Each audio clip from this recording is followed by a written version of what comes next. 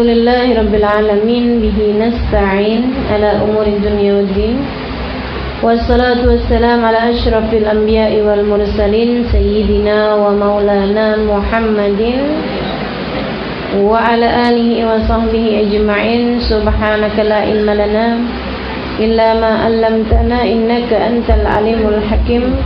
Rabbi shrah li sadri wa yassir li amri wahlul 'uqdatan min lisani yafqahu qawli, amma ba'd.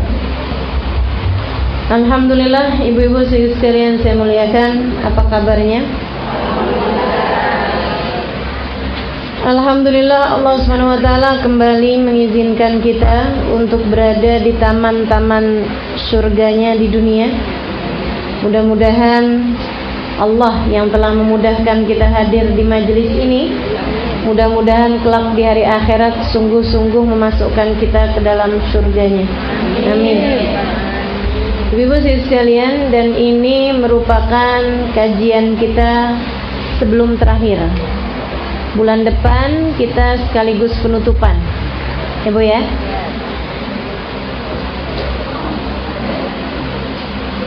Kita penutupan insyaallah tanggal 9 April, karena Mei hari Selasa kedua sudah masuk bulan Ramadan, kaidah. Jadi kita bulan besok kalian penutupan, insyaallah. Gitu ya Bu ya. Jadi kita kalau hitung-hitung nih setahun nih kita belajarnya 9 kali lah. Kira-kira kapan pinternya ya Bu? Insyaallah, mudah-mudahan. Kalau diamalin cepet pinternya insyaallah. Baik teman-teman sekalian, ibu-ibu semuanya yang saya muliakan, hari ini kita sampai di bab Adabul Wudu dari kitabnya Imam Al-Ghazali, yaitu kitab Bidayatul Hidayah. Kemarin kita udah bahas mengenai tata cara di kamar mandi ya Bu ya. Nah ini udah selesai. Sekarang kita bahas mengenai adab kita dalam berwudu. InsyaAllah mudah-mudahan Allah karuniakan sekali lagi ilmu yang bermanfaat. Ilmu yang membawa kepada pengamalan. Ilmu yang membuat kita semakin mengerti jalan menuju surga, untuk kemudian ditempuhkan kepada oleh Allah Subhanahu wa taala cara memasukinya insyaallah. Diberi hidayah oleh Allah Subhanahu wa taala untuk menempuhnya. Amin ya rabbal alamin. Dan seperti biasa, sebelum kita mulai kajiannya, kita baca dulu niat belajar bersama-sama. Bismillahirrahmanirrahim. Nawaitu ta'allum wa ta'lim wan naf'a wal intifa' wal mudzakarah wat tadhkir wal ifadah wal istifadah wal hitha 'ala tamassuk bi kitabillah wa sunnati rasulillah sallallahu alaihi wa alihi wa sallam wa du'a ila al-huda wa dilalata 'ala al-khair ibtigha'a mardatih wa qurbi wa thawabi wa husnil khatimah wa salahil 'aqibah bi rahmatika ya arhamar rahimin. Ila hadratin Nabi Muhammad sallallahu alaihi wasallam wa alihi wa sahbihi wa azwajihi wa dzurriyyatihi wa ahli baiti salim wa jamil anbiya wal mursalin wa ulil kauni ajma'in wa khususan sayyidina Muhajir Allah Ahmad bin Isa Fakil Muqaddam Muhammad bin Ali Balawi Sayyidina Hayy Abdullah bin Abu Bakar Al-Aidarus Fakhril Wujud Syekh Bakar bin Salim wa usulim wa fur'ihim thumma ila sahib ratib Hayy Abdullah bin Al-Haddad Ahmad bin Zain Al-Habsyi Alim Al-Habsyi thumma ila ru'i sahib hadal kitab Hujjatul Islam Al-Imam Al-Ghazali Muhammad bin Muhammad Al-Ghazali At-Tusi thumma ila ru'i arbatil a'immatil mujtahidin wa mughallidin fid din ulama amilin fuqaha al-muhaddisin wal qurra wal mufassirin sadat as-sufiyat al-muhaqqiqin ajma'in anna Allah yaghfirulahum wa yarhamuhum wa ya'li darajatihim fil jannah wa yanfa'una barakatihim wa asrarihim wa anwarihim wa ulumihim wa nafaatihim fid din wa dunya wal akhirah. Al-Fatihah. A'udzu billahi minasy syaithanir rajim. Bismillahirrahmanirrahim. Alhamdulillahi rabbil alamin arrahmanir rahim maliki yaumiddin iyyaka na'budu wa iyyaka nasta'in ihdinas siratal mustaqim siratal ladzina an'amta 'alaihim ghairil maghdubi 'alaihim waladdallin. Bismillahirrahmanirrahim. Adabul wudu. Adab atau tata cara berwudu. Kalau adab tuh Bu berarti masuk di situ rukun, masuk di situ sunnah, masuk di situ pembahasan mengenai apa yang nggak boleh dilakukan, perkara-perkara makruhnya gitu ya. Adab itu tata cara. Jadi tata cara itu masuk baik tata cara wajib maupun tata cara sunnah. Adabul wudu, adab tata cara berwudu. Faida faraghta minal istinja, kalau kamu udah selesai dari istinja, halaman 13 yang bahasa Arabnya belakang ya. Faida faraghta minal istinja, apabila kamu telah selesai beristinja, fala tatruki siwak, maka jangan tinggalkan bersiwak. Siwak itu apa? Sikat gigi. Ibu sekalian, sebelum wudu sikat gigi dulu. Baik sikat giginya itu pakai sikat gigi, sikat dengan odol, atau sikatnya aja nggak pakai odol, atau pakai kayu siwak. Ya Bu ya, kayu siwak. Ibu pernah tahu kan? Nah itu boleh, semuanya nggak apa-apa. Fa innahu mutahharatun lil fam. Fa innahu, boleh bacanya mathaharatun, boleh mutahhiratun. Karena sesungguhnya siwak itu mutahhiratun, dapat mensucikan, atau mathaharatun menjadi penyucian, alat menyucikan, lil fam untuk mulut. Karena siwak itu merupakan perkara yang dapat mensucikan, membersihkan mulut kita, atau juga karena alat siwaknya itu adalah alat yang bisa membersihkan mulut kita. Wa mardatun lirrabb, dan juga merupakan perkara yang membuat Allah Subhanahu wa taala ridha. Wa muskhitatun lisyaitan, dan bikin gerah, bikin sebel, bikin marah sama setan. Ini hadisnya Nabi Muhammad alaihi wasallam dari mathaharatun lil fam, mardatun lirrabb, muskhitatun lisyaitan. Wa salatun bisiwakin, ini juga hadisnya Nabi, makanya sama beliau dikasih tanda petik ya, karena merupakan hadisnya baginda kita Nabi Muhammad SAW. Wa salatun bisiwakin, dan salat yang kamu mengerjakan siwak sebelumnya, bersiwak sebelumnya, artinya salat dengan keadaan mulut yang bersih. Karena habis disiwakin, habis dibersihin, itu afdal, lebih baik min sab'ina salatin, daripada 70 salat bila siwakin, tanpa bersihin mulut lebih dahulu. Mulutnya bau, mulutnya banyak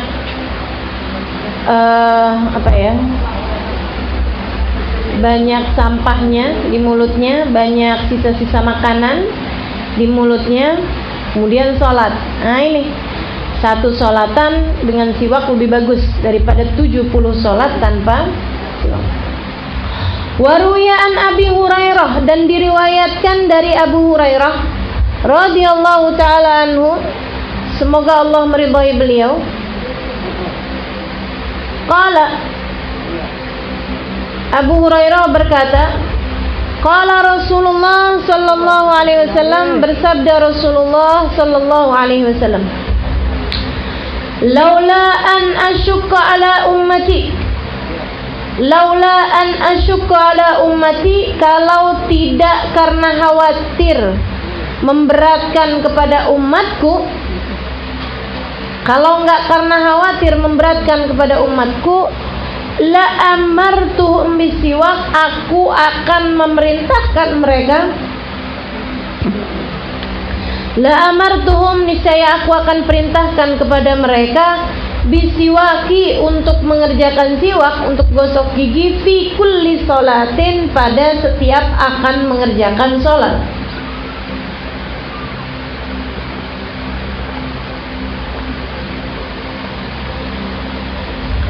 Wa anhu, dan diriwayatkan pula dalam hadis yang lain, sallallahu alaihi wasallam, dari Nabi Muhammad sallallahu alaihi wasallam, umirtu bisiwak, aku berulang-ulang kali diperintahkan untuk siwakan, untuk gosok gigi. Hatta khasyitu, sampai aku khawatir an yuktab alayya, difardukannya siwak kepadaku. Jibril bolak-balik perintahkan aku bersiwak, kata Nabi, sampai aku takut siwak ini jadi wajib. Kalau udah selesai siwakan, tsumma majlis lil wudu, kemudian duduklah untuk mengerjakan wudu, mustaqbilal kiblati, dengan menghadap ke arah kiblat. Ala maudi'in murtafi', di tempat duduk yang tinggi, kaila yusibaka rasyas, sehingga kamu enggak kena percikan-percikan air. Waqul, bacalah ketika sudah ngadep air nih, bacalah ketika akan berwudu ini, Bismillahirrahmanirrahim. Rabbi a'udzubika min hamazatis syayatin wa a'udzubika rabbi ayyahdurun. Aku Bismillahirrahmanirrahim, dengan nama Allah yang Maha Rahman dan Rahim. Aku berlindung kepada Allah min hamazatis syayatin, dari bisikan-bisikannya setan. Wa a'udzubika rabbi, dan aku juga berlindung kepadamu ya Allah, ayyahdurun, dari kehadirannya setan. Tsumma ghsil yadayka thalathan, kemudian basuhlah kedua tanganmu dulu 3 kali. Qabla an tudkhiluhumul ina, sebelum kamu memasukkan kedua tanganmu ke dalam tempat air. Waqul, bacalah ketika itu, Allahumma inni as'alukal yumna wal barakah wa a'udzubika minasyu'mi wal halakah.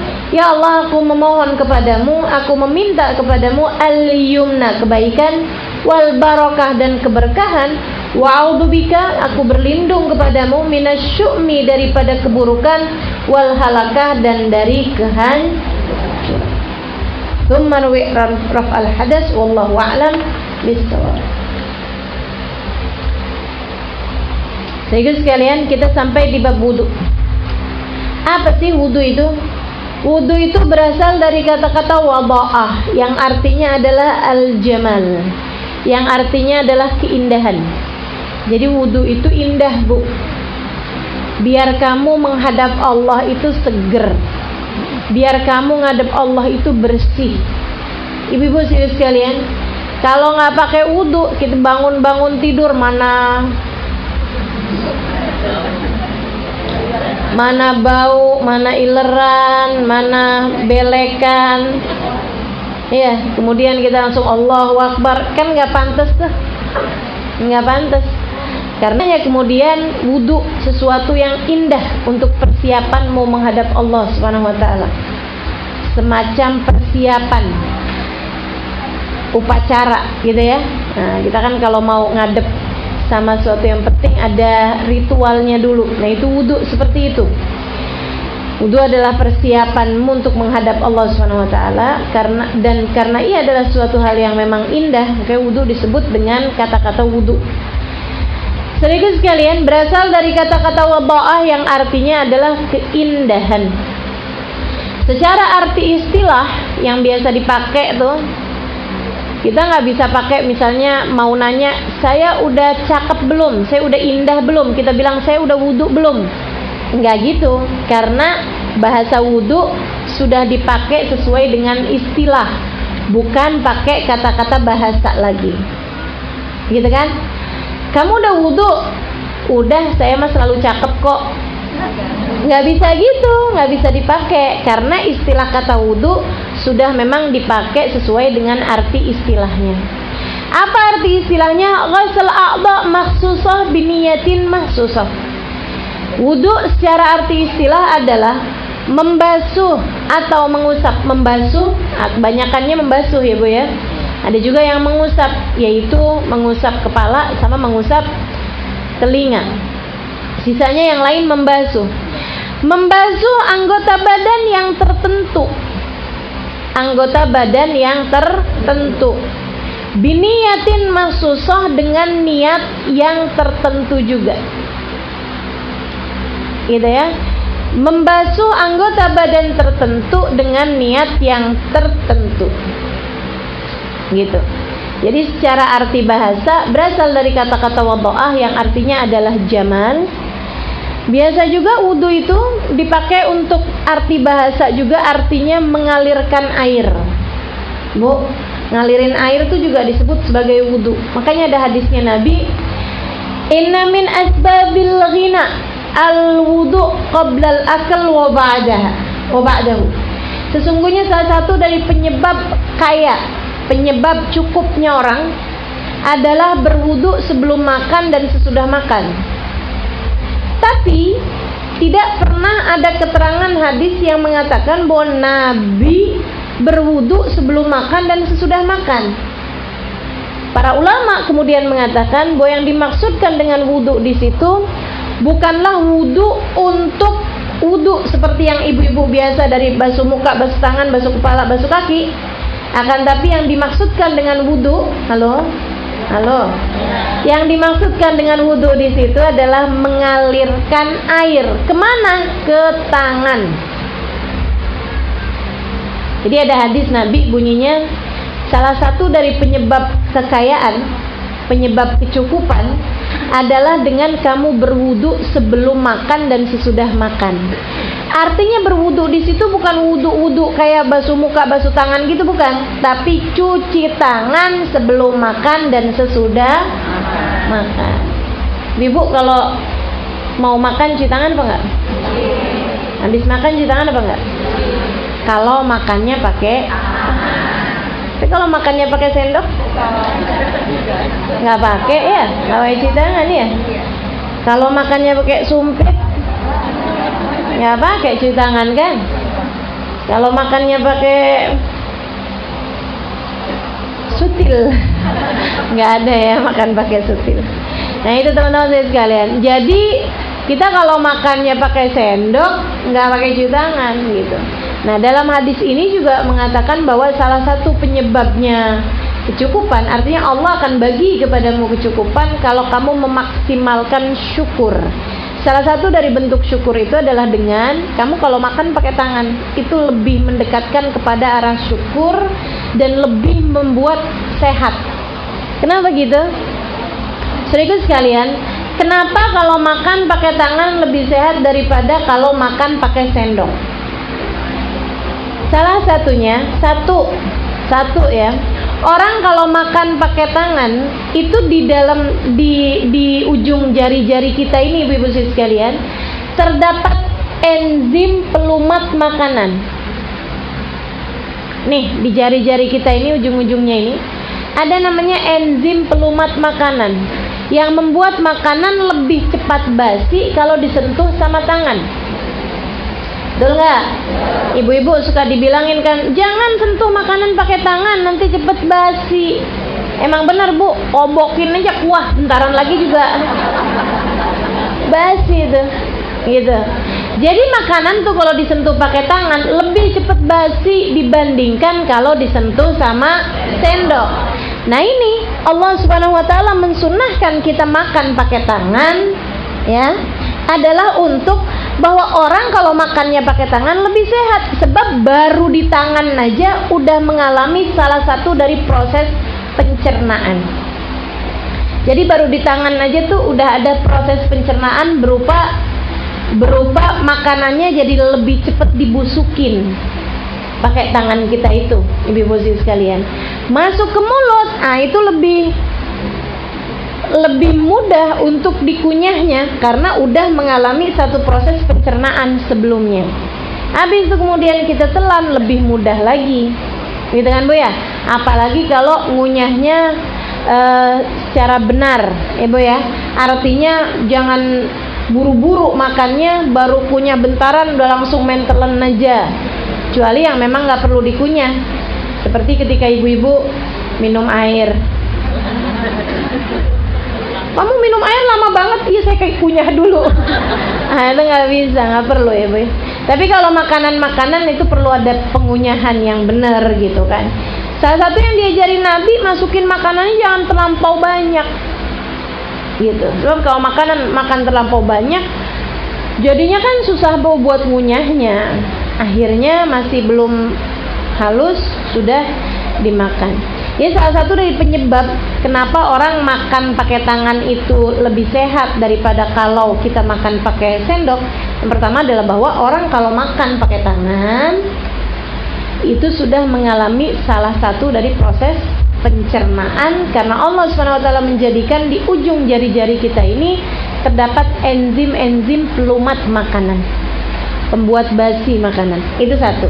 Kemudian yang kedua, ibu-ibu sekalian, orang kalau makan pakai sendok bakalan tahu suhu di makanan tersebut sebelum masuk ke mulutnya.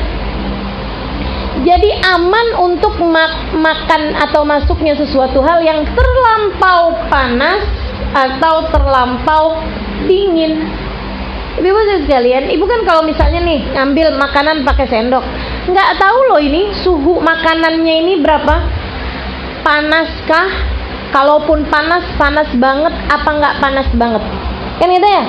Makanya ibu sekalian, ibu lagi makan bakso nih pakai sendok kan, begitu masuk, wah, langsung kita keluarin lagi karena kepanasan. Pernah begitu?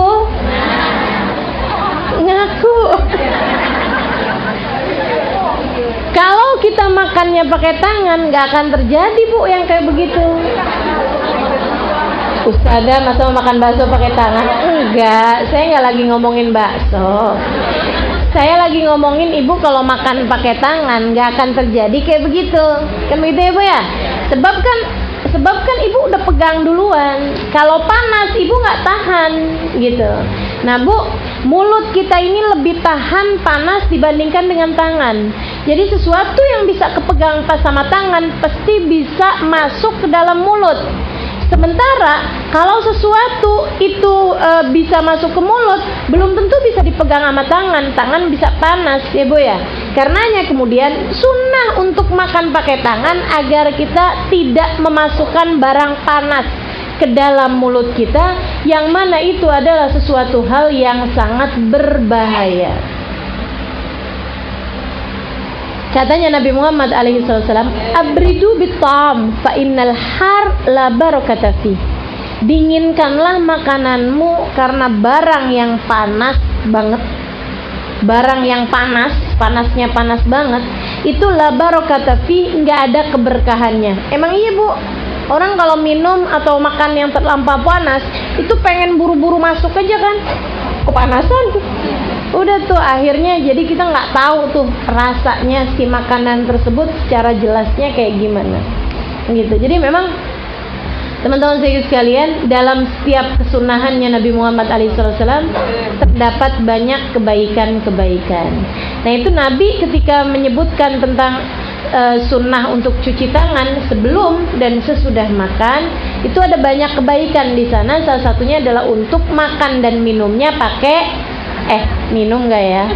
Makannya pakai tangan. Jadi sekalian, kemudian kenapa kita sebelum makan cuci tangan? Kalau sesudah makan sih saya tahu, kalau makannya pakai tangan pasti cuci tangan kan, nggak betah gitu ya. Kecuali zaman-zaman sekarang nih, Bu, ada juga nggak usah pakai cuci tangan, pakai tisu basah lah, begitu kan ya? Pakai dijilat. Oh, dijilat tetap harus cuci tangan juga ya, Bu. Ibu-ibu sekalian, subhanallah, orang kalau cuci tangan sebelum makan dan makan masih dalam keadaan tangan yang basah, meskipun nggak basah banget yang sampai netes-netes air gitu ya, Bu ya, tapi tangannya itu masih agak basah karena cuci tangannya baru gitu, nggak cuci tangan sekarang makan setengah jam lagi, nggak. Bis kita sebelum makan memang cuci tangan gitu kan. Nah, itu ibu-ibu sekalian, baunya tangan kita lebih cepat hilang dibandingkan dengan orang yang enggak pakai cuci tangan dulu sebelum makan. Cobain ibu-ibu sekalian, kalau mau tahu, cobain makan makanan yang berbau. Misalnya duren, misalnya makan nasi yang pakai ada ikan, misalnya gitu ya, yang amis misalnya gitu. Nah, ibu-ibu sekalian, cuci tangan dulu kemudian makan. Habisnya itu bau tangan kita itu lebih cepat hilang dibandingkan dengan ketika kita tidak pakai cuci tangan dulu sebelum makan, atau makan dalam keadaan tangannya sudah kering gitu. Nah itu kalau kayak begitu tuh nanti bau tangan kita agak cukup lama. Nah ibu-ibu sekalian kan nggak enak ya Bu ya kalau tangan kita bau terasi, tangan kita bau duren, tangan kita bau makanan-makanan, bau amis misalnya gitu. Nah itu kemudian makanya Nabi Muhammad SAW mensunnahkan kepada kita untuk cuci tangan sebelum makan, sebagaimana Nabi mensunnahkan juga untuk cuci tangan sesudah makan. Selain daripada tentu saja dari sisi kesehatan, nah itu menghindari adanya bakteri-bakteri yang masuk ke dalam mulut kita ya Bu ya. Baik ibu-ibu sekalian, kembali kepada wudu. Nah wudu ini ibu-ibu secara arti istilahnya adalah ghusl a'dha makhsusah biniyatin makhsusah, membasuh anggota badan yang tertentu dengan niat yang tertentu. Membasuh anggota badan yang tertentu dengan niat yang tertentu. Anggota badan yang tertentunya yang mana aja disebutkan oleh Allah Subhanahu wa taala dalam Al-Qur'an. Kata Allah Subhanahu wa taala, "Idza qumtum ila shalah, faghsilu wujuhakum wa aydiyakum ilal marafiq wamsahu bi ru'usikum wa arjulakum ilal ka'bain." Kata Allah, "Idza qumtum ila shalah," apabila kalian mau menuju kepada salat, faghsilu wujuhakum, maka basuhlah wajah kalian. Wa aydiyakum ilal marafiq, tangan kamu sampai ke siku. Wamsahu bi ru'usikum, usaplah sebagian kepala kalian. Wa arjulakum, basuhlah kaki kalian ilal ka'bain, sampai ke mata kaki. Dari ayat ini kita tahu mana-mana anggota wudu. Anggota wudu yang wajib dibasuh adalah muka, tangan, kepala, kaki. Ibu-ibu sekalian, 4 anggota tubuh ini Bu yang wajib dibasuh ketika kita berwudu. Tidak menerima kreativitas kita. Ibadah itu ada 2 ya Bu ya. Ada ibadah mahdhah, ibadah yang sudah ditentukan tata caranya, tidak menerima kreativitas seseorang. Ada ibadah ghair mahdhah, ada ibadah yang tidak murni ibadah. Itu yang bisa menerima kreativitas kita. Contohnya ibadah yang ghair mahdhah apa nih? Contohnya tata cara berbuat baik sama orang. Itu silahkan berkreativitas. Setiap orang beda-beda. Contohnya seperti yang saya sedang ajarkan sekarang, seperti yang sedang saya lakukan sekarang, yaitu mengajar. Ibadah apa bukan Bu saya ngajar ilmu agama gini? Ibadah teman-teman saya sekalian. Bisa menerima kreativitas apa enggak? Bisa. Suka-suka saya mau ngelucu misalnya, sehingga ngajarnya jadi setengah stand up komedi. Bisa ya Bu ya? Saya mau bikin tegang misalnya, gitu kan? Bisa. Saya mau pakai ada acara praktek wudunya misalnya, bisa. Saya bisa menerima kreativitas. Ini kalau ibadahnya ghair mahdhah, ibadahnya tidak ditentukan caranya. Salah satunya dari jenis ibadah ghair mahdhah adalah doa, adalah berdoa. Ibu kalau berdoa bisa menerima kreativitas apa enggak? Bisa dong. Kamu yang namanya minta mah sekreatif mungkin minta sama Allah Subhanahu wa taala. Yang bisa kamu pikir nih, kalau saya mintanya kayak gini nih kemungkinan bakal diijabah nih sama Allah. Kan begitu urusan minta. Jadi kalau kita yang namanya doa, sedoa-doamu deh. Sepengenmu minta, masa minta aja mau diajarin? Ya. Ibu-ibu sekalian yang saya muliakan, makanya kalau ada ibu-ibu tuh, misalnya gini, Ustazah, doa apa ya Ustazah buat anak saya? Iya terserah kamu Bu, kamu pengen anakmu kayak gimana? Silahkan berkreativitas dalam doa, karena doa adalah jenis ibadah ghair mahdhah, jenis ibadah yang tidak tertentu, jenis ibadah yang tidak ditentukan caranya, tidak diatur caranya. Ibu-ibu sekalian. Jadi kalau yang biasa nih, kalau mau puasa nih, suka ada orang-orang yang menurut saya agak kerdil pikirannya, dengan kemudian bilang kayak begini nih, jangan baca doa Allahumma lakasumtu wa bika amantu wa ala rizqika aftartu bi rahmatika ya arhamar rahimin. Tuh enggak usah, baca aja dahamad dhama wa btalatil uruq wa sabatal ajru insyaallah taala. Kenapa gitu? Karena doa yang itu riwayatnya dhaif, atau kalau doa yang itu enggak ada riwayatnya, enggak ada hadisnya. Ini orang-orang kayak gini, apalagi kalau sambil menghukumi dengan acara bid'ah, ibu-ibu sekalian, itu bid'ah tuh. Maksud bid'ah kayak gimana? Yang kullu bid'atin dolalah, ya iyalah, kullu bid'atin dolalah wa kullu dolalatin finnar. Semua bid'ah itu sesat dan semua kesesatan membawa ke neraka. Jadi maksud kamu orang berdoa Allahumma lakasumtu bawa ke neraka gitu? Nah ini kan pikirannya perlu dilurusin nih Bu. Ini ibu-ibu sekalian, orang yang berpikiran seperti ini sekali lagi menurut saya pikiran yang sangat kerdil, karena dia nggak paham nih bahwa yang namanya doa itu adalah ibadah ghair mahdoh, ibadah yang silahkan berkreativitas, silahkan kamu berdoa dengan caramu asal tidak dalam sholat. Kenapa? Karena sholat itu sendiri adalah ibadah mahdoh, kan gitu. Sholat itu adalah ibadah yang sudah ditentukan. Jadi karena doanya nggak tertentu, tapi karena kamu masukkan ke dalam wilayah yang mahdoh tadi ini, makanya jadi tertentu gitu. Ibu-ibu sekalian saya muliakan, ada lagi nih, saya pernah ditanya nih ya Bu ya, sama seorang ibu-ibu yang dia ngajarin anak TK, TPA pokoknya lah gitu ya, dia ngajar gitu. Dia bilang ini, Ustazah, saya bingung nih Ustazah ngadepin anak-anak saya nih. Saya bilang kenapa gitu? Saya kan kemarin ngajarin doa mau makan, Allahumma barik lana fima razaqtana wa qina adzabannar. Malahan kadang-kadang kalau kita ngajarin anak kecil pakai lagu, Allahumma barik lana fima razaqtana wa qina adzabannar gitu ya. Biar anak-anak pada cepat bisa apa. Dia bilang, saya habis ngajarin anak doa sebelum makan Ustazah.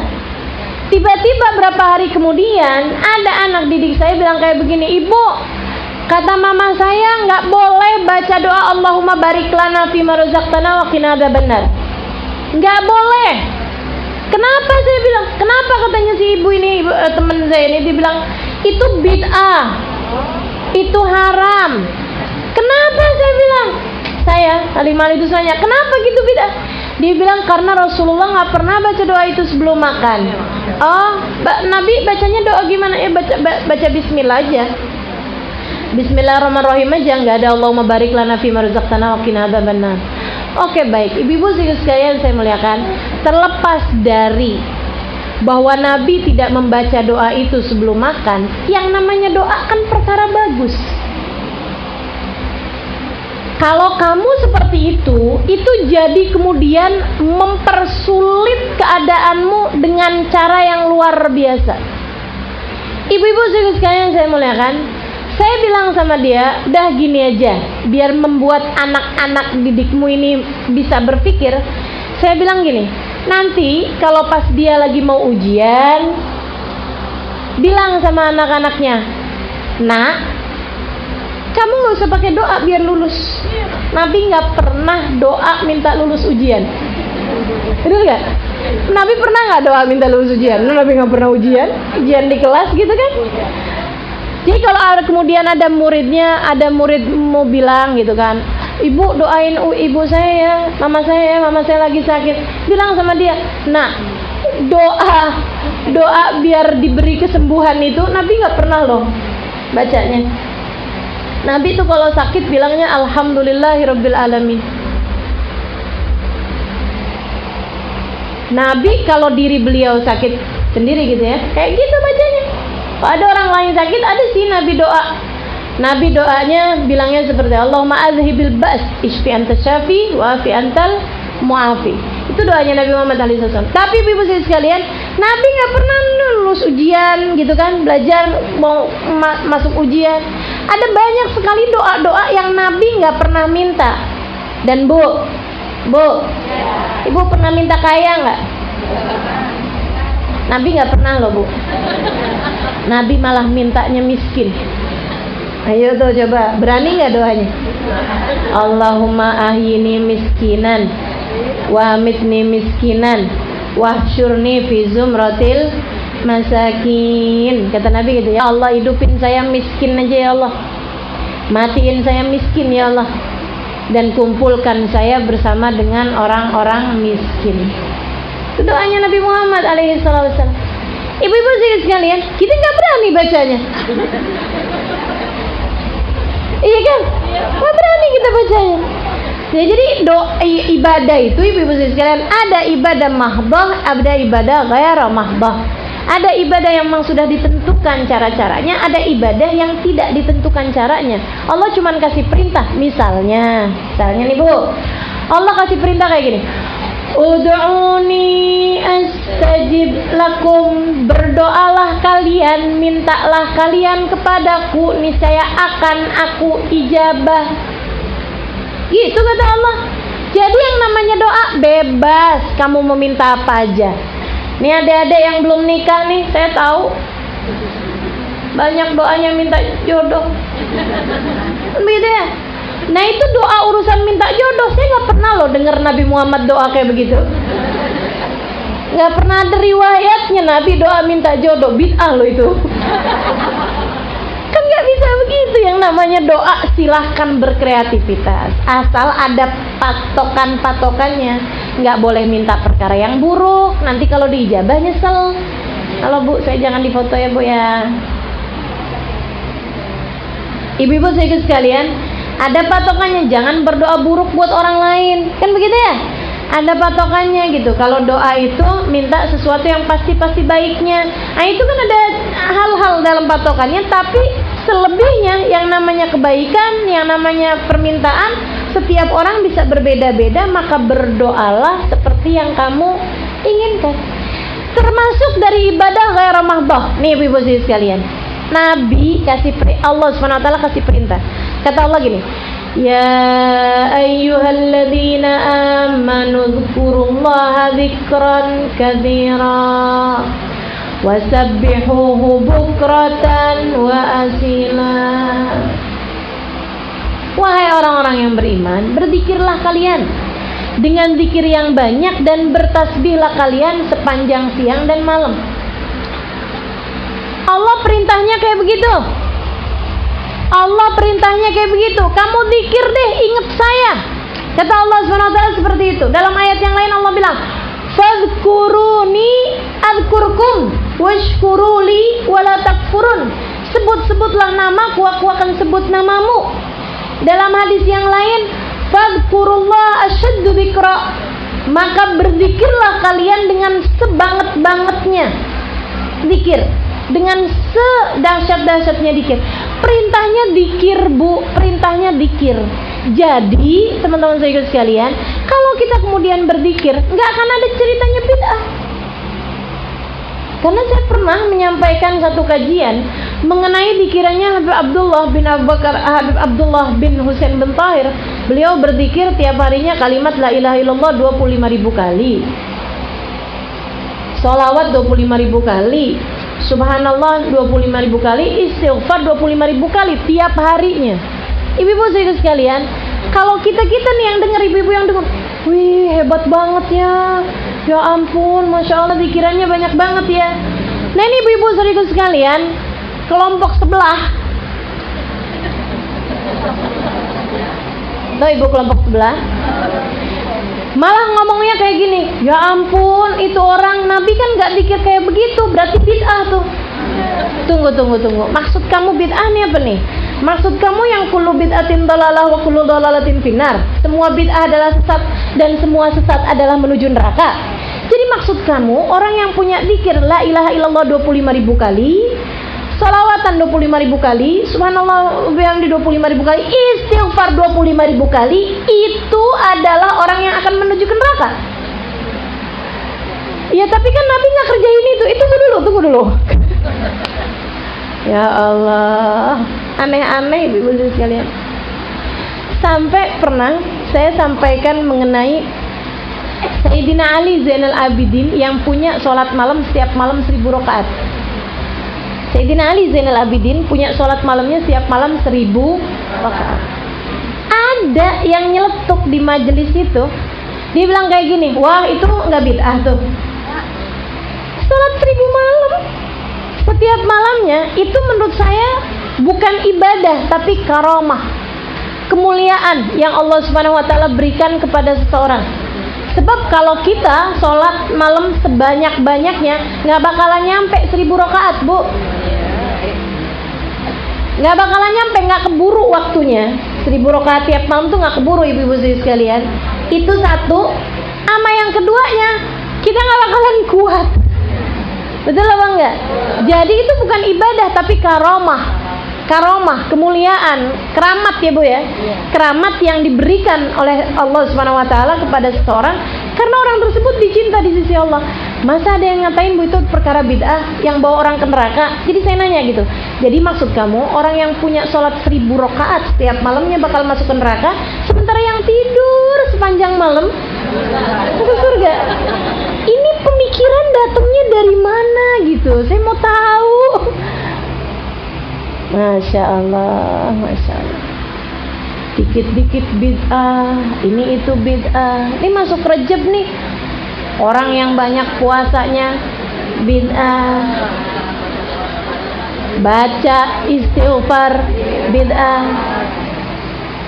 Ada lagi diajarin sama gurunya baca subhanallahil hayyul qayyum 100 kali 10 hari pertama, subhanallah ahadus samad 10 kali berikutnya, subhanallah raufur rahim 10 kali 10 hari berikutnya, setiap hari 100 kali. Itu juga. Jadi kamu nggak usah istighfar, kamu nggak usah baca zikir, nonton TV aja bid'ah apa enggak? Enggak katanya. Beneran loh ini, enggak katanya. Yang nonton TV malah nggak bid'ah. Kenapa bisa begitu? Karena itu bukan bagian dari ibadah, katanya gitu. Jadi yang ibadah aja nih yang bid'ah nih. Ini subhanallah, nih lama-lama saya terus-terusin saya marah-marah nih.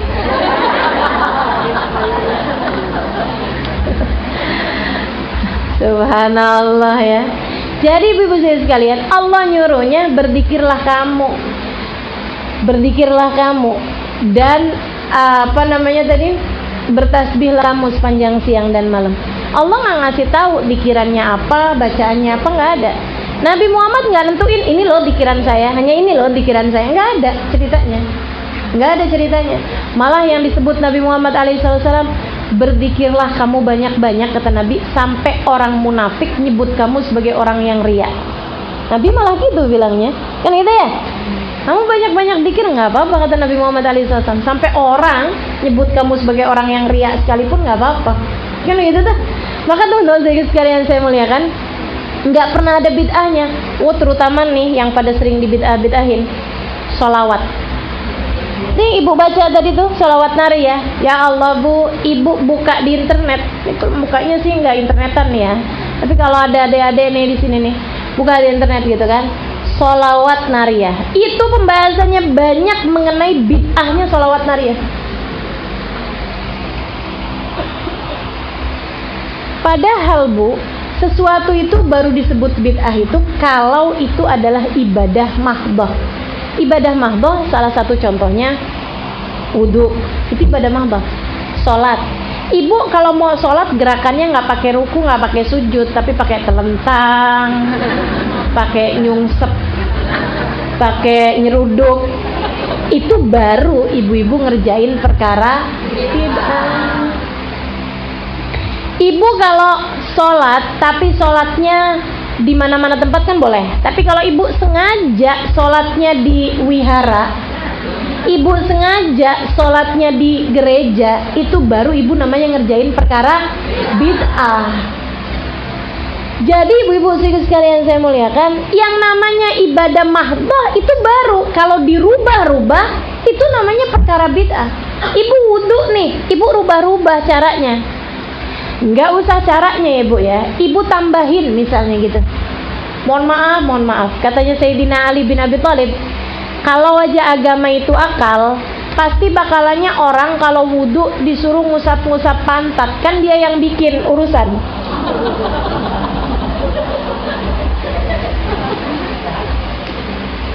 Ibu nih ceritanya batal wudhunya gara-gara apa? Kentut misalnya gitu. Bu, yang bertingkah, yang bermasalah nih siapa, Bu? Ibu kalau wudhu pakai sentuh-sentuh pantat apa enggak? Enggak. Ini kan kayak yang bandel siapa, yang dipukul siapa, kan gitu ya, Bu ya. Nah itu kata Sayyidina Ali bin Abi Thalib, kalau aja agama itu adalah akal, semuanya harus sesuatu yang logis gitu ya, Bu ya. Pastinya orang kalau wudhu itu bukan yang disentuh muka, ya bukan yang dibasuh muka atau tangan gitu kan. Yang dibasuh yang bermasalah nih tadi. Tapi ini malah yang bermasalah nggak diapa-apain. Repot banget, Bu, kalau kita disuruh wudhu, suruh usap-usap pantat. Ya Allah. Kalau wudhunya di kamar mandi kita sendiri sih mendingan, Bu ya. Kalau wudhunya di kamar mandi umum kebayang. Jadi ibu-ibu sekalian saya muliakan, ini ibadah mahdhah, Bu, tidak menerima kreativitas. Wudhu, sholat, gitu kan. Puasa dari sisi waktunya, baik bulannya ataupun waktunya, dari subuh ke maghrib. Enggak usah diatur-atur, itu diatur sama Islam. Termasuk juga zakat fitrah, harus berupa makanan pokok, harus dikeluarkan pada malam lebaran. Itu sesuatu yang sudah paten, ibu-ibu sekalian. Nah, sesuatu hal yang sudah dipatenkan dalam urusan agama, ini namanya ibadahnya ibadah mahdhah. Tidak bisa menerima kreativitasmu, mau kamunya siapa sekalipun.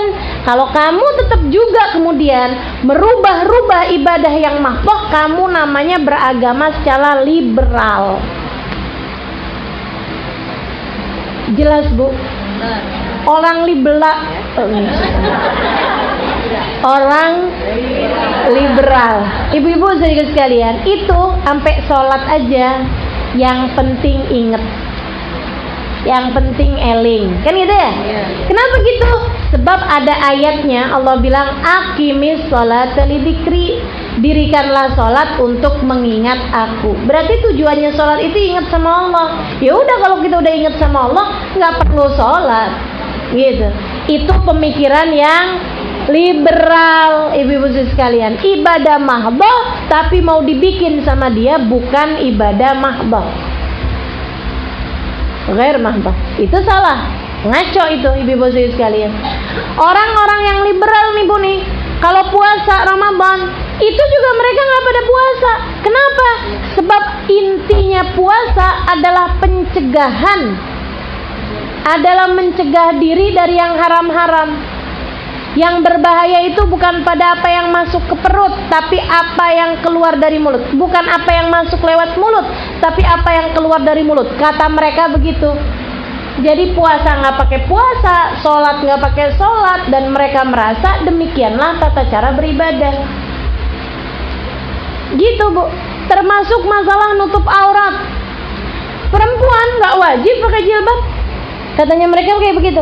Kenapa gitu? Karena oh iya, zaman dulu, zamannya Nabi Muhammad tuh, zaman orang jahiliyah, orang perempuan harus pakai jilbab, bahkan harus pakai cadar masalahnya. Kenapa gitu? Karena laki-lakinya pada zaman tersebut itu libidonya tinggi-tinggi. Karena laki-lakinya pada zaman tersebut itu ngelihat perempuan, ngelihat mukanya aja bisa sampai kayak gimana. Ngelihat aurat perempuan bisa zina, bisa begini, bisa begitu. Kalau orang zaman sekarang itu ngelihat perempuan telanjang aja nggak kenapa-napa, hatinya biasa-biasa aja. Jadi perempuan itu nggak wajib juga nutup aurat. Ini pikiran orang-orang liberal, ibu-ibu sekalian yang saya muliakan. Ibadah-ibadah mahdhah menjadi ghair mahdhah. Dicari inti-intinya aja. Padahal, Bu, kalau ada laki-laki ngelihat perempuan, mohon maaf, cuman pakai bikini doang, dan dia nggak tergugah nafsunya, ibu-ibu sekalian, ini yang salah.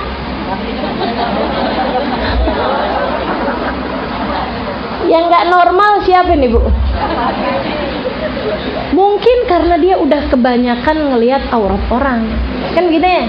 Nah, Islam itu ngajarin yang laki-laki nundukin pandangan, yang perempuan nutup aurat. Tutup deh fitnahnya gitu. Kalau laki-lakinya menundukkan pandangan, perempuannya nutup aurat, pintu-pintu fitnah menjadi tertutup. Begitu bukan? Gitu. Islam tuh ngajarin tata cara kehidupan gitu. Makanya ibu-ibu, kita dalam berislam jangan sampai ke grup sebelah, kelompok sebelah kanan, jangan sampai juga ke kelompok sebelah kiri gitu. Kalau kita kemudian menjadikan ibadah mahdoh menjadi ibadah ghaira mahdoh, ibadah yang seharusnya tidak menerima kreativitas, masih dipikir-pikirin juga dari sisi-sisi kreativitasnya, kamu menjadi liberal. Kalau kamu kemudian ibadah yang seharusnya nggak mahdoh, kamu mahdoh-mahdohin, termasuk doa, termasuk sholawatan, sekali lagi bukan ibadah mahdoh, termasuk tata cara mengajar, termasuk tata cara dalam urusan saya mau baca Al-Qur'annya sehari sekian, itu kan menerima kreativitas ibu-ibu sekalian. Nah, kalau kemudian dijadikan juga yang ghaira mahdoh menjadi mahdoh, kamu akan kelompok sebelah. Yang sekarang banyak juga di negeri kita nih, dikit-dikit bid'ah, antara liberal atau no. Jelas ya Bu? Alhamdulillah ibu-ibu kalau ngajinya di yang kayak beginian, yang kayak kita-kita nih, dari Imam Ghazali, dari Imam Al-Haddad, para ulama-ulama kita yang banyak banget, kita disebut dengan ajaran Ahlus Sunnah wal Jamaah, jalanin ibadahnya enak ya Bu ya, jalanin ibadahnya enak, nyaman, semakin didalemin semakin yakin, semakin nikmat, semakin tentram, semakin baik kehidupan kita, karena ini adalah jalan cahaya. Jalan cahaya tuh Bu, semakin dekat kita semakin terang, semakin dekat kita semakin tenang.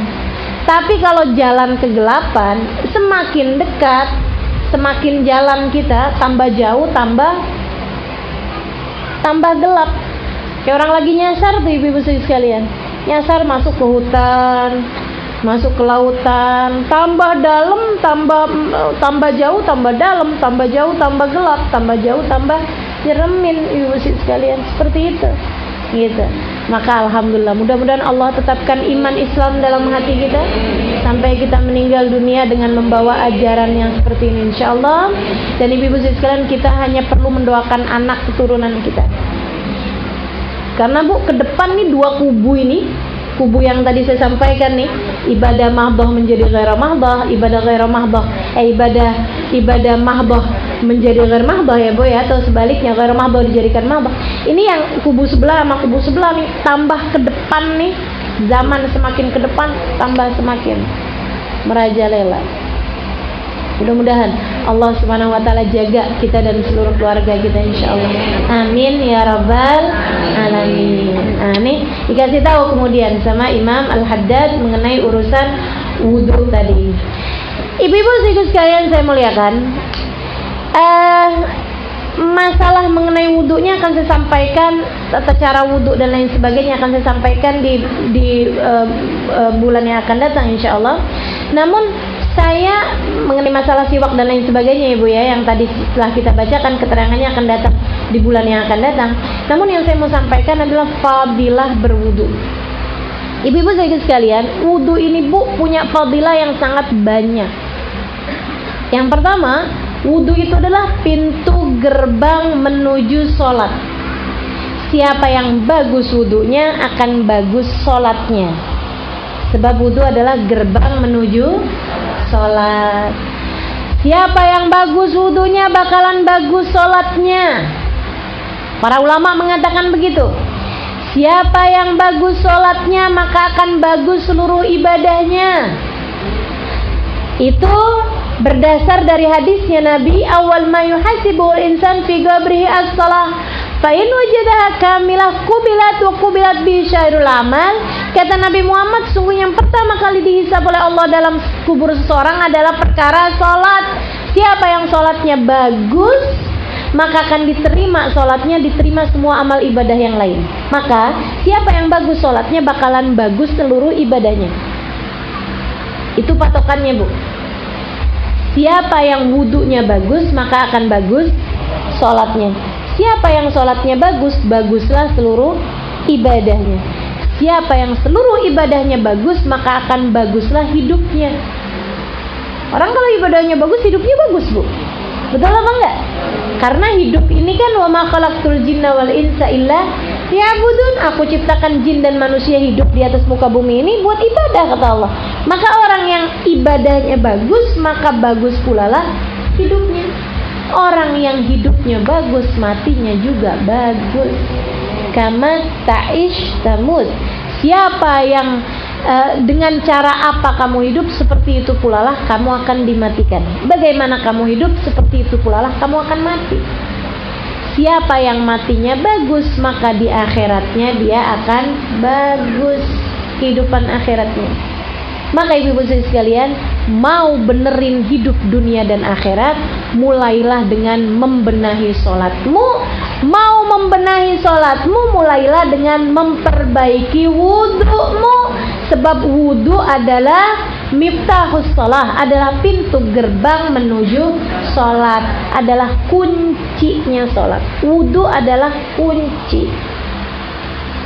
Itu salah satu fadilah paling besarnya wudu. Wudumu memperbaiki hidupmu.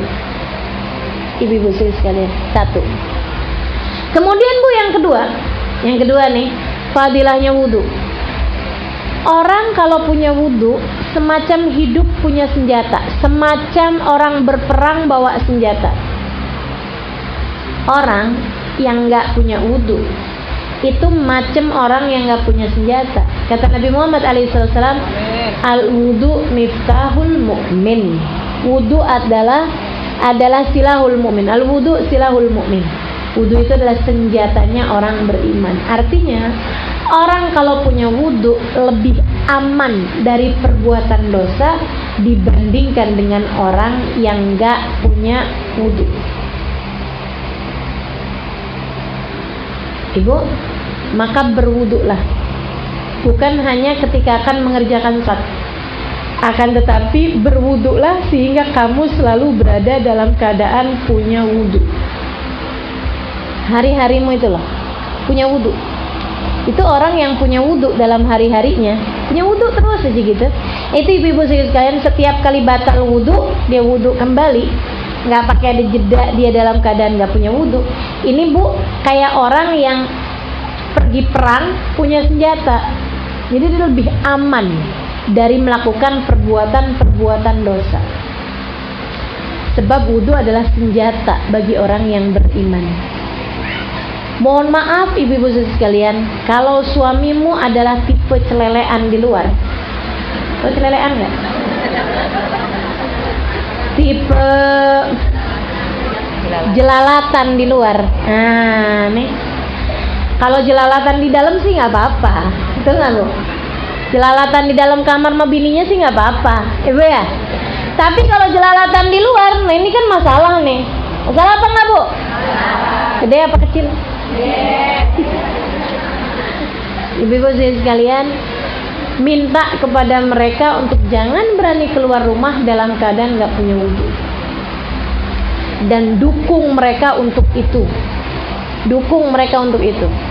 Saya sampaikan yang seperti ini karena ada banyak para istri nggak pada demen kalau suaminya pada jagain wudu. Masa sih Ustazah? Iya, salah satunya saya dulunya. Sebel gitu, dia punya wudu mulu gitu kan, jadinya nggak bisa pegangan tangan,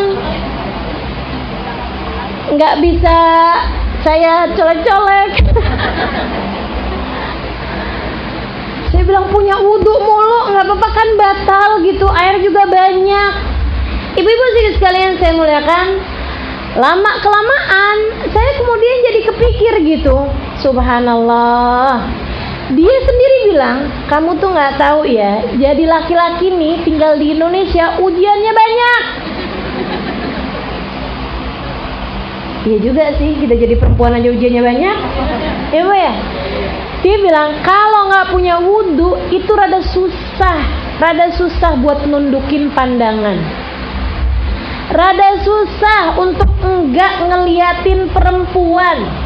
Dan perempuan di luaran kan kamu tahu sendiri, berbikini, berrok mini. Betul nggak Bu? Yang ada di jalan-jalanan sana. Dia bilang kalau saya punya wudu keluar itu lebih mudah. Saya nggak ngerti kenapa, tapi nggak lebih mudah buat nundukin pandangan. Saya pikir saya kalau ngelarang suami saya untuk selalu punya wudu, kenapa saya jadi kayak setan? Ini setannya saya nih yang ada nih. Padahal katanya saya ustazah. Ya Allah. Jadi akhirnya ya udah, bismillah, alhamdulillah, yuk kita jalanin ini. Suami saya punya wudu, biar saya nggak kesel mulu, saya juga harus punya wudu. Jadi kita berduaan deh, suami istri sama-sama jaga wudu. Kalau kemudian entah kenapa kesenggolan gitu ya, yang marah bukan cuma dia, saya juga ikutan marah. Ini saya mau keluar nih, udah mau jalan, ya ampun wudu lagi deh, aduh susah bener saya. Gitu. Jadi teman-teman saya sekalian saya muliakan, al wudu silahul mu'min. Wudu adalah senjatanya orang beriman. Orang kalau selalu punya wudu lebih aman, lebih mudah untuk menahan diri dari hal-hal yang diharamkan. Makanya kalau berat bagimu ajakan-ajakan dosa, selalulah punya wudu. Lebih mudah bagimu mencegah lisan dari bohong, lebih mudah bagimu mencegah mata dari pandangan haram, lebih mudah bagimu mendengarkan perkara yang diharamkan, lebih mudah bagimu untuk mengerjakan ketaatan-ketaatan ketika kamu sedang punya wudu. Jadi teman-teman saya sekalian, seperti itu ya. Itu fadilahnya wudu. Tadi apa? Kuncinya sholat. Siapa yang ingin memperbaiki sholatnya, maka perbaikilah wudu. Kemudian yang kedua tadi apa? Senjata orang beriman. Orang kalau punya wudu lebih aman dan lebih kuat mencegah diri dari perbuatan dosa dibandingkan dengan orang yang nggak punya wudu. Yang ketiga, fadilahnya wudu. Ibu-ibu saudara sekalian saya muliakan, fadilahnya wudu yang berikutnya adalah orang kalau punya wudu, kalau sampai meninggal dunia lebih mungkin untuk mati dalam husnul khotimah dibandingkan dengan yang nggak punya wudu. Jadi Bu, ibu kalau kepengen matinya husnul khotimah, maka matilah dalam keadaan punya wudu. Dan karena kamu nggak tahu kapan matinya, jadi berusahalah untuk selalu dalam keadaan punya wudu. Gitu. Orang kalau matinya bawa wudu, nih ibu sekalian, sangat aman, sangat aman. Orang kalau punya wudu, tubuh ada malaikatnya yang jagain dia. Sehingga dengan kehadiran malaikat ini akan memudahkanmu, malaikat rahmat ini akan memudahkanmu untuk matinya dalam keadaan bawa iman, bawa Islam. Gitu. Kemudian ibu-ibu sekalian, salah satu fadilahnya wudu yang lain.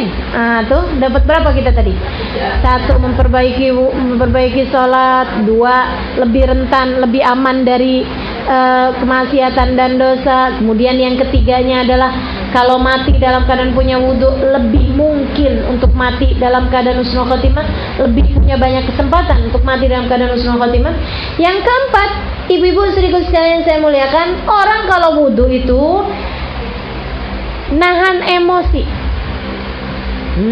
Ini ibu-ibu sekalian, kamu kalau lagi dalam keadaan punya emosi, wudu aja.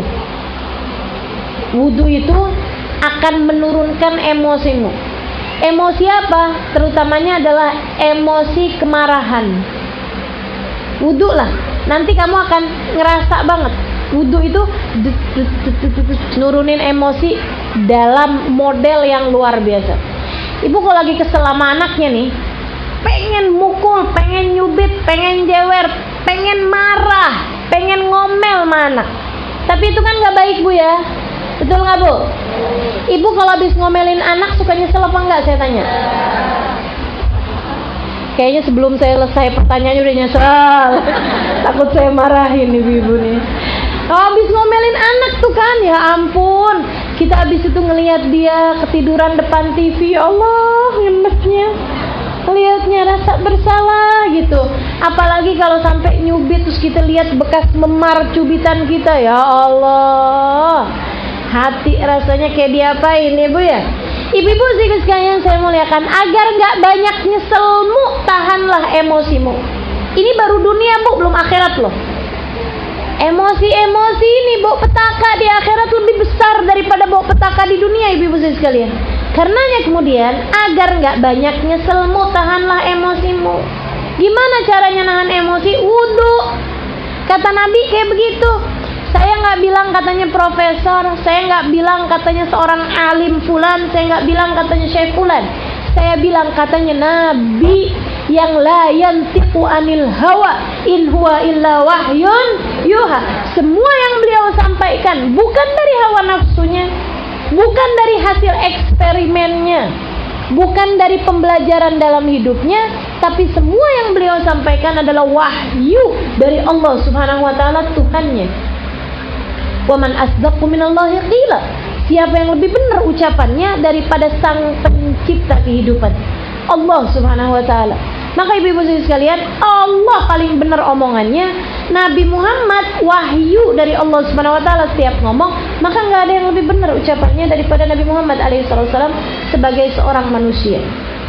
Karena ucapan Nabi adalah wahyu Tuhannya. Apa kata Nabi? Innal ghadab minasyaitan wa syaitanu minan nar. Wala yutfin narilal ma' fa idza ghadiba ahadukum falyatawadda. Kata Nabi, kemarahan itu sumbernya dari setan. Setan itu terbuatnya dari api. Enggak ada yang bisa memadamkan api kecuali air. Maka apabila kalian sedang dikuasai emosi dan kemarahan, segeralah pergi berwudu. Nabi perintahin gitu, Bu. Para ulama ngelanjutin, ibu-ibu sekalian, kalau kamu ngerasa wudu nggak mempan, kalau ngerasa kamu wudu nggak cukup buat nahan emosi kamu, mempan.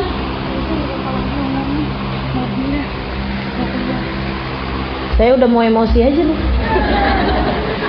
V1393 IB, mobil Honda Freed, ngalangin jalan. Orangnya mau keluar. Ada orang mobil depannya mau keluar. Kayaknya yang punya mobil nggak tahu nomornya ya. Bu, mobilnya tuh Honda Freed. Di belakang mobilnya ada Happy Family, ada papa, ada mama, ada mas, ada mbak, ada adek. Adeknya naik sepeda.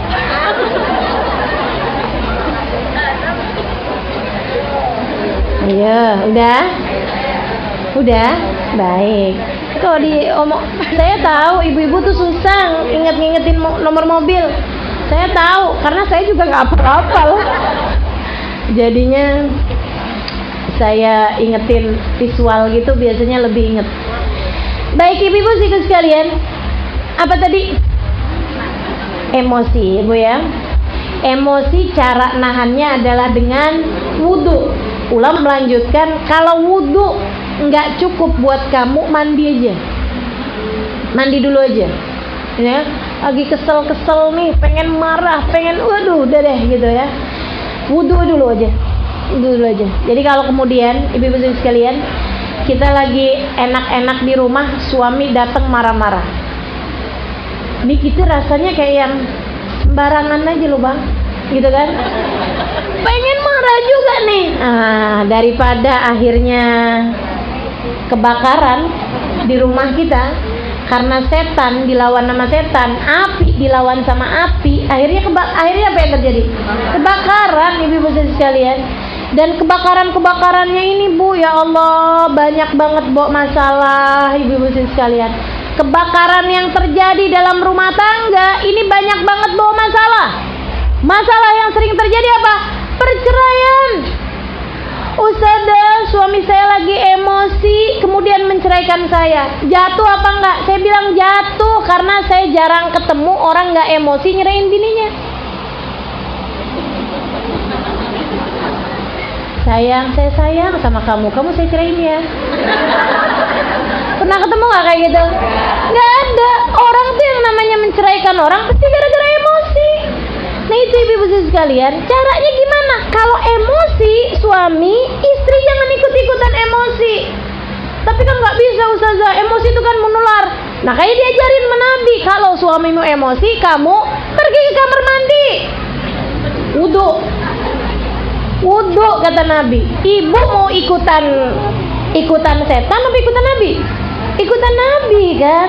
Jadi kalau kamu lagi emosi, buruan pergi wudu. Itu perintah Nabi Muhammad alaihissalam.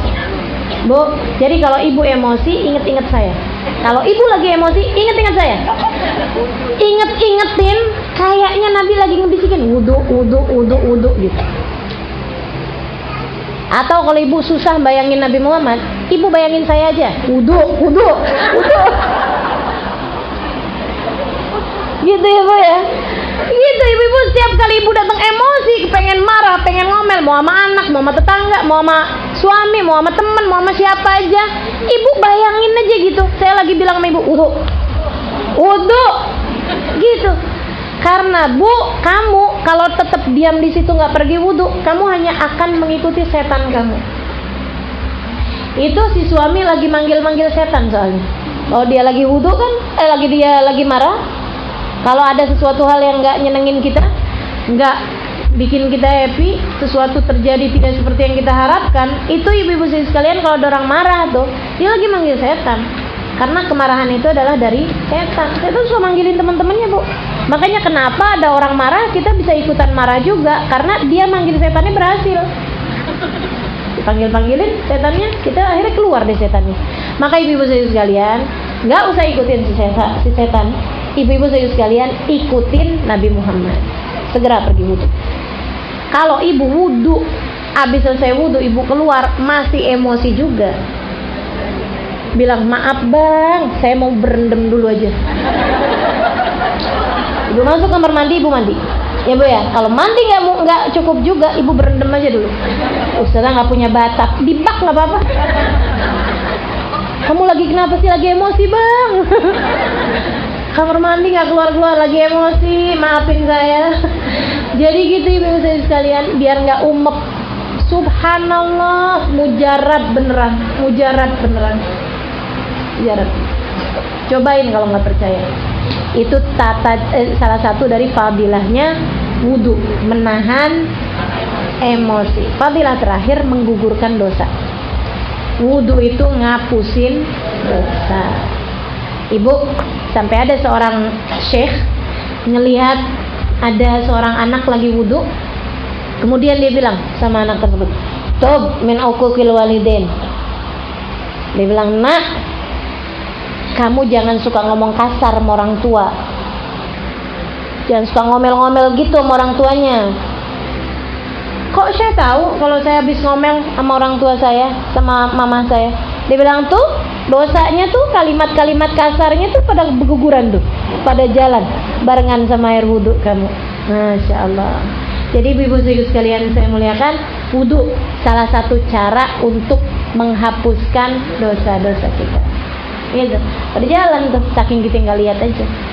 Maka Imam Ghazali nih nanti nih sesudah bab wudunya selesai, beliau sampaikan di bagian-bagian terakhirnya, beliau bilang kalau kamu wudu dengan hanya ngerjain yang fardu-fardunya aja, basuh muka, basuh tangan, basuh kepala, basuh muka, basuh tangan, usap kepala, basuh kaki, dosamu hanya berguguran dari anggota yang terkena wudu.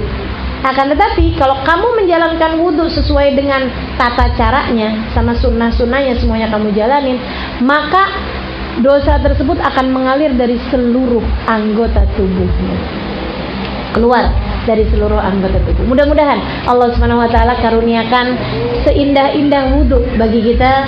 Mudah-mudahan Allah karuniakan semulia-mulia kehidupan bagi kita. Mudah-mudahan kita bisa memperbaiki wudu kita sehingga dapat memperbaiki sholat kita, dan semoga aja kita juga bisa jadi orang yang daimatul wudu ya Bu ya, selalu berada dalam keadaan punya wudu. Ibu-ibu cobain deh, ibu cobain. Kalau nggak bisa cobain tiap hari misalnya gitu ya, ibu-ibu cobain misalnya tiap hari Jumat gitu. Tiap hari Jumat jangan nggak punya wudhu terus gitu. Jadi kalau misalnya batal langsung wudhu lagi, batal wudhu lagi, tiap hari Jumat aja dulu. Nanti kalau udah berasa enak gitu kan, tiap hari Jumat mulai tambahan Jumat sama Senin misalnya kayak gitu. Ibu punya wudhu terus selama Jumat atau Jumat dan Senin. Nanti lama-lama 2 hari sekali misalnya, lama-lama nanti jadi kebiasaan. Nggak enak kalau nggak punya wudhu. Nggak enak kalau nggak punya wudhu. Nah, itu enak insya Allah kalau udah jadi orang yang daimatul wudhu, selalu punya wudhu. Keadaan kita ini ya, maka insya Allah akan memudahkan kita untuk mendapatkan fadilah-fadilah yang tadi telah saya sebutkan. Rabbana zalamna anfusana wa illam taghfir lana wa tarhamna lanakunanna minal khasirin. Rabbana atina fid dunya hasanah fil akhirati hasanah wa qina adzabannar. Tawaffi subhanakallahumma wa tahiyyatuhum fiha salam. Akhiru da'wana anil hamdulillahi rabbil Fatiha bil qabul wa mikul sul musasyallah rabatin al fatirina wa kurban qalibana mal huda wa tuqal afal qina wa wal yaqin ya tarifin wa ihtimnal bismillahirrahmanirrahim anna fi khanwatun afiyah. Kita doakan juga ada ibu yang sedang sakit, Ibu Atia Asia bin Syahab. Kita doakan mudah-mudahan Allah Subhanahu wa taala karuniakan yang terbaik pada beliau, karuniakan kesabaran menghadapi sakitnya, dan juga mudah-mudahan Allah Subhanahu wa taala segera ringankan sakitnya tersebut insyaallah. La diniyah bikuniyah salihah Jamiah Syamilah, dan juga Ibu Hajah Telma Rosdiana Muhammad, ibunda dari Hajah Livi Yunus. Beliau meninggal dunia ya. Nah, kita bacakan untuk yang sakit-sakit dulu, yang tadi disebutkan namanya Ibu Asia bin Syahab, dan juga untuk semua yang sakit-sakit mudah-mudahan Allah Subhanahu wa taala ringankan sakitnya, mudah-mudahan Allah sehatkan. Allahumma rabbana sa'adil ba'as syifan tasyafi wa fadil mu'afi la syifan la syifauka syifan la yughadiru saqaman wa la alamu ila hadratin nabi. Al-Fatihah. A'udzubillahi minasyaitonir rajim. Bismillahirrahmanirrahim. Alhamdulillahirabbil alamin. Ihdinas siratal mustaqim. Iyyaka na'budu Siratal ladzina an'amta المستقيم صراط الذين أنعمت عليهم غير المغضوب عليهم ولا الضالين. Berikutnya kita bacakan Fatihah untuk yang meninggal dunia, Hajah Telma Rosdiana Mahmud atau Muhammad? Mahmud ya, ibunda dari Hajah Livi Yunus. Kita doakan mudah-mudahan Allah Subhanahu wa taala. Oh, saya inget ini. Iya. Hajah Livi ya, mamahnya Livi. Ya, mudah-mudahan Allah SWT bahagiakan beliau dalam alam kuburnya insyaallah. Dia lama kena stroke ya, sekarang meninggal dunia. Allah yaghfir laha wa yarhamha wa taqabbal amal maghfirah bismillahil jannah bi rahmatil Al-Fatihah.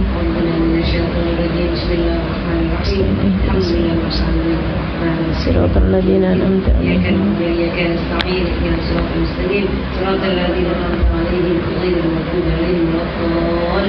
Ya Rabbana i'tarafna bi annana asrafna ala lama ashrafna fatub alaina tawbatan li kulli hawba wastur lana al-awrati wa amir rawhati waghfir li walidina rabbi wa mauludina wal ahli wal ikhwani wa sa'iril biladi wa kulli dhi mahabba aw jiratin aw suhba wal muslimina ajma'in ya rabbi isma' fadlan wa juddan manna la biktisabi minna bil mustafa rasuli nahla bi kulli suli salla wa sallam rabbi alaihi afdal habbi wa alihi wa sahbihi idadat arshisuhbi walhamdulil ilahi fil bad'i wat tanahi alhamdulillah rabbil alamin subhanakallah bihamdik asyhadu an la ilaha illa anta astaghfiruka wa atubu ilaik subhanakallah bihamdik asyhadu an la ilaha illa anta astaghfiruka wa atubu ilaik subhanakallah bihamdik asyhadu an la ilaha illa anta astaghfiruka wa atubu ilaik. Al-Fatihah bil qabul wa tamlikul sunnah rabatin al-fatin wa qulubana wa qalbana mal huda wa tuqal afafal ghina wa ridha wal yaqin yaftanu fil arifin wa ihtimnal bismillahir rahmanir rahim wa afiyah. Kita doakan Bu Ida beserta seluruh keluarga, anak, mantu, cucu, semoga selalu berada dalam rahmat Allah Subhanahu wa taala, dipanjangkan umurnya, disehatkan badannya, dimudahkan urusannya, dimurahkan rizkinya, dikabulkan hajatnya. Semakin dicinta Allah Subhanahu wa taala dan Rasulnya, semakin berada dalam bimbingan dan lindungan dari Allah Subhanahu wa taala, dalam syafaat dan kasih sayang dari Rasulullah sallallahu alaihi wasallam. Ala hadhihi niyyah bi kulli niyatin salihah jami'ah syamilah. Kita semua yang hadir di tempat ini semoga Allah kabulkan segenap hajat kita. Hadhihi niyyah bi kulli niyatin salihah jami'ah syamilah. La hadratin Nabi Al-Fatihah. Bismillahirrahmanirrahim. Alhamdulillahirabbil alamin. Arrahmanir rahim. إياك نعبد وإياك نستعين اهدنا الصراط المستقيم صراط الذين أنعمت عليهم غير المغضوب عليهم ولا الضالين آمين. Taqabbalallahu minna wa minkum taqabbal ya karim. Terima kasih atas segala